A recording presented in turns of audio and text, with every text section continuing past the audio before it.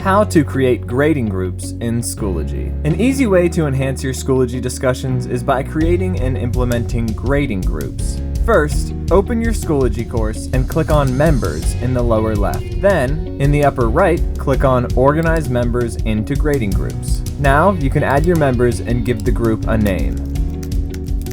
In order to implement your grading groups while creating a discussion, just look for the 3-dotted triangle icon at the bottom under Options.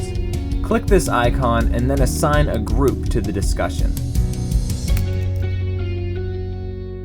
You can also edit these settings for pre-existing discussions by clicking the little gear icon to the right of each discussion. Once again, just scroll down until you see the 3-dotted triangle icon. Now, try out grading groups for yourselves and enjoy taking your discussions to the next level.